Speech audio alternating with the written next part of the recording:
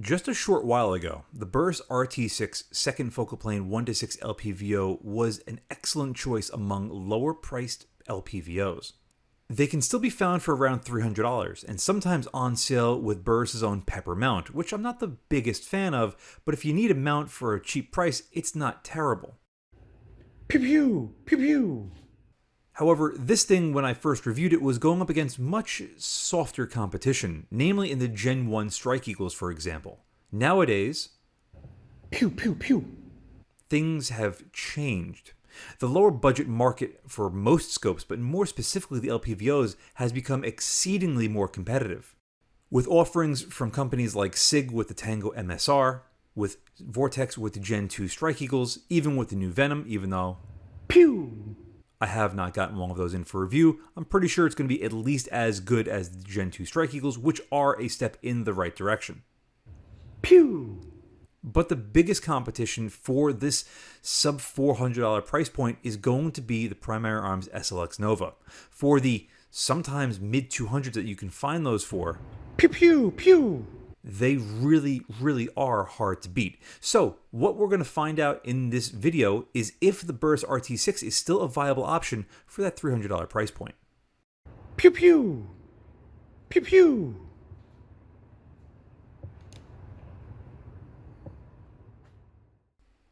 This video is not going to be a 40-minute ensemble. This is going to be a quick review and check out and see if it can compare to some of its more modern rivals. But before we get there, let's look at this thing independently with more of my more modern filming techniques to see how well it stacks up. The one thing you will note with the RT6 is at 1x there is some fisheye. It's really hard to notice, but once you do, it's kind of hard to look past it. I'm a big stickler for having a true flat 1x, and this does have some warping to the center. If you can get beyond that, or if you use it above 1x, it's really not that noticeable, but it is there on 1x if you're a stickler for it. However, that is one of the few criticisms I have with this optic. Beyond that, for your $300, you're getting a Filipino-made scope with very good-looking glass that's quite bright, illumination that's a little bit lackluster against some of its main competitors, which we will be talking about soon, and a reticle which does leave a little bit to the imagination. And even though my limited experience with both the Burris/Steiner warranty department isn't as nice as the Vortex or the Loophole, it's still a forever warranty, so if anything did happen to it at any point in time, you will get it fixed, probably with minimal questions asked. I had actually begged my friend to let me borrow this RT6, which he bought on my recommendation quite some time ago, because I did want to get behind it again and review it in, again, my more modern style. I had a feeling that it would still hold up fairly well against some more modern stuff all these years later, and so far I have to say I'm not disappointed. Despite the fact that there might be a little bit of fisheye to the lens at 1x, the rest of it, optically, is simply superb. Again, keep in mind, this is roughly a $300 optic. I remember these were going for like mid to high 200s with a Pepper mount a while ago, and I'm sure if you're really cautious and you find these on a good enough sale, they'll probably be in the low 300s for a very similar setup. And for that price, it's pretty freaking compelling. This thing's got some pretty neat features, like how the cattail can go anywhere on the magnification ring. It's got nice capped elevation and windage turrets, and the illumination control is pretty decent. I say pretty decent because it is a little bit hard to turn, but the traction on it is very good from the splines that are on it. Before I continue talking into a void, just look at how good this image here at 400 yards is. That is very sharp and clear. There's very little to no chromatic aberration, and the image is nice and flat above 1.5x. This optic does let in a fair amount of light, and truth be told, there is very minimal distortion when you get behind it in a more dynamic role, as you will see here. The illumination is visible off into the shadows because this is a second focal plane scope, but as you can see, the image stability and the reticle stability are both very high here at 6x. The exit pupil might not be the largest, meaning that it's going to have a slightly tighter eye box, but beyond that, it is an exceptional performance. Splitting the difference on the capacity on this thing magnification-wise, we are now at 3x, and boy does it look good. I really like the 3x magnification on LPVOs because it really directly compares to a lot of red dot magnifiers and prisms. But unlike most 3x prisms, LPVOs I find to just be a little bit more forgiving, namely because they're just much larger. Image stability here might seem a little bit lacking as opposed to how it was at 6x, but we are able to go much farther off the center of the optic and still look through it. All in all, it's still a very good performance. My friend had had this on his rifle for several hundred, if not several thousand rounds, and never ran into any issues. The only reason why he took it off of his gun was to go with the Primary Arms GLX 2X Prism because he wanted to cut that weight down just a little bit, and honestly never really went above 2X on his LPVO anyway. At 1X here, you can see this image is quite large and forgiving to get behind, and yet again, both the reticle and the image, most notably in the center, remain very nice and sharp from one end to the other. This is a very good performance, all things considered. Moving on to the final segment before we put this thing head to head against more of its modern rivals is just seeing how much ambient light can come through this thing. Keep in mind, with any magnified optic, when you're in lower light environments, you might get this weird shadowy effect when you're looking through it because the iris in your eye is dilating to let more light in and sometimes gets larger than the exit pupil coming out of the scope, and thus you get this weird shadowy effect. To my eye, it was pretty decent getting behind this thing at 6x here, but to the camera, it's going to look much better than to the naked eye. Illumination here is very good in any environment other than picture perfect bright sunny days in the desert, so unless you're really looking for something super bright, this should be fine. The first comparison that I'm going to put against the RT6 is with the Delta Stryker HD 1:6x24. This is another second focal plane LPVO, but it's made in Japan and typically found in like the $700 to $800-ish range. I do believe they were in the $600 range when they first came out, but something, they got more expensive because they were good. And it's one of the three trifectas. It's the Trijicon Credo HX 1:6 second focal plane with the Hunter reticle, and the Sig Tango 16 second focal plane that all more or less perform exactly the same. The Strykers are made in Japan, are fairly lightweight, in fact quite similar to the RT6, and perform great in basically every single way, shape, and form. But the main thing we're going to take notice of here is just the image quality getting behind them. Truth be told, you don't have to spend that much money to get a really good looking LPVO. In fact, some of my next comparisons are going to be proof positive of that. But the Delta Stryker again is in that mid to high budget LPVO category. $800 to $1,000 is what I call mid to high budget. Why? Well, you could spend upwards of $2,000 to $3,000 on an LPVO or any other optic for that price point, and I consider that the high to extremely high price category. The RT6 is definitely in the lower budget area because for $300 roughly, you can't get much less expensive than that and get the features that the RT6 offers and still get the performance of it. The RT6 performs well everywhere with the exception of daytime bright illumination.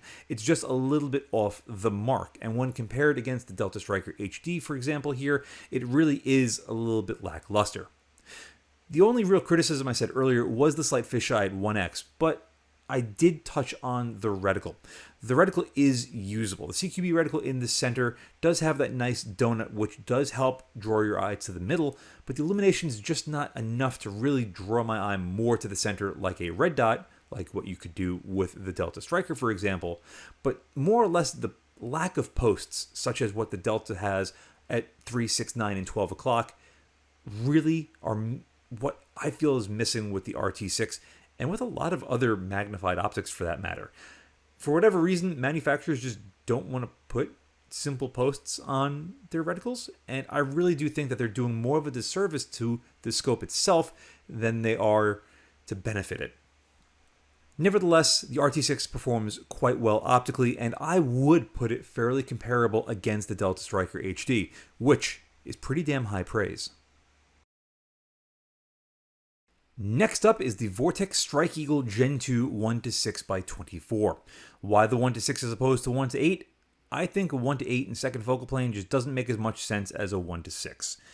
The StrikeEagle was one of this thing's main competitors, but that was the Gen 1. And at that point in time, the RT6 absolutely beat the Gen 1 in basically every way, shape, and form. The Gen 2, however, is a horse of a completely different color. They made a lot of really nice changes to the Gen 2 version of the StrikeEagle over the Gen 1, most notably in the glass department. Not only is the view looking through it much larger, the scope body much smaller, but the image is so much sharper, clearer, and brighter. The Gen 1s were adequate at best, but only the 1-6. The 1-8 was really a big letdown in every way possible.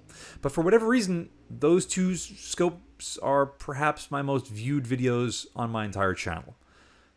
Just go figure. I guess the algorithm really liked me back then. Now it really, really hates me. Anyway, the Gen 2 version of the StrikeEagle is a far cry from the Gen 1. But compared to the RT6, I gotta say, granted, these weren't filmed on the exact same day, but boy, these are really, really close. The Gen 2 StrikeEagles can still be found for around the $300 price point, but some places say that they're out of stock. I don't know if they're already in the process of being discontinued and overswapped with the newer Venoms, but I do remember distinctively these being around the same price as the RT6 for around that $300 price point not that long ago.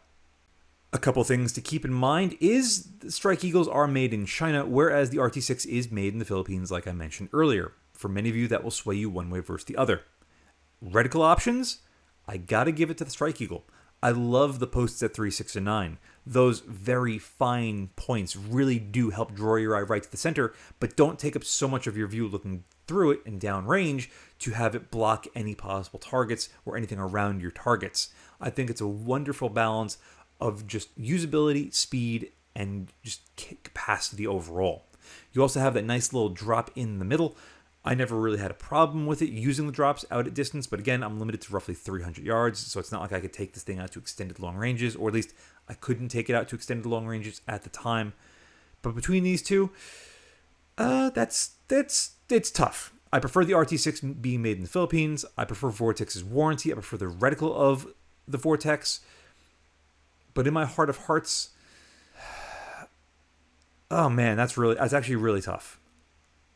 I might go with the Gen 2 StrikeEagle, but just by a little bit.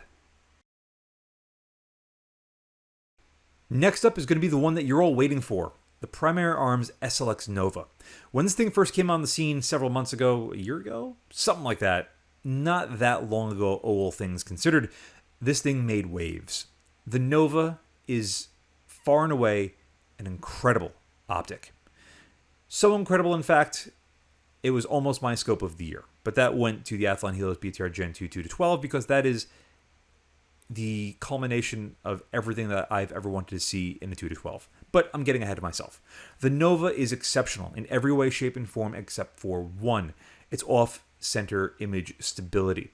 It does get pretty fuzzy to get behind if you're shooting it dynamically in some magnifications, more notably in the middle magnifications like the 2-4, 2-5x.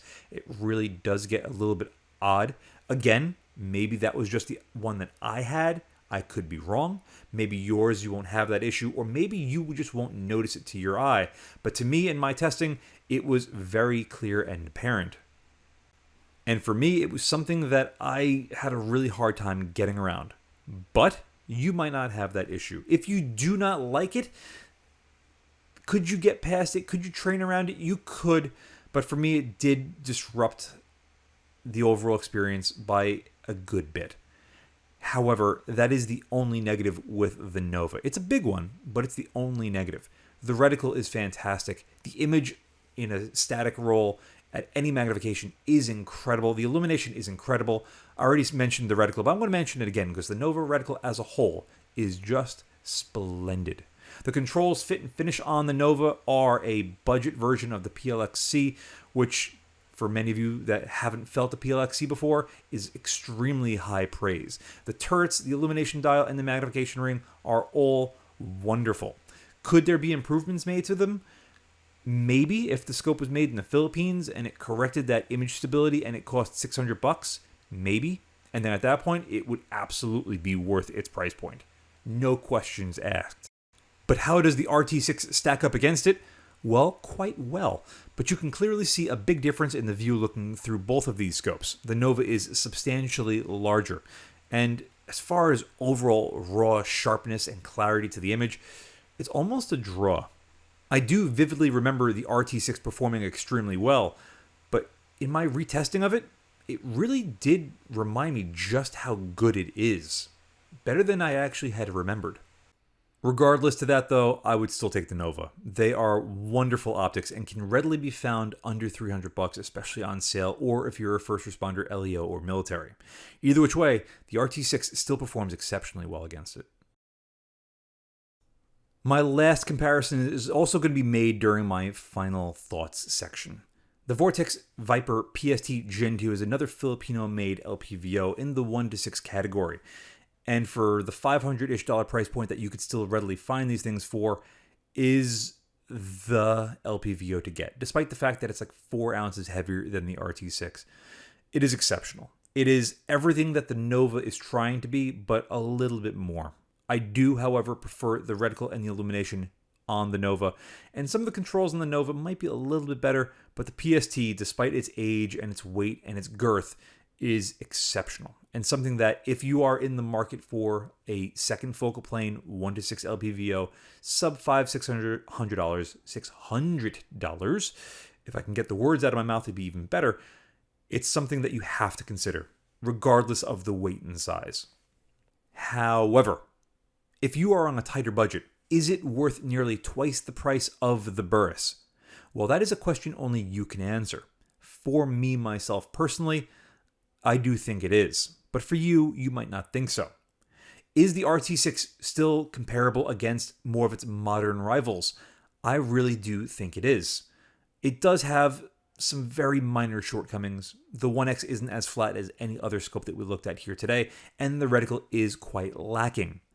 However, if you can make it work for yourself, what difference does it really make?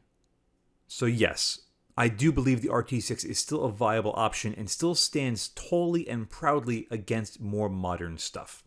If you own an RT6 or have owned an RT6 and have since moved on, please let me know in the comment section below. Your firsthand experience and knowledge will help someone make a more educated decision on purchase for themselves. Plus, I'm genuinely curious to see what you have to say.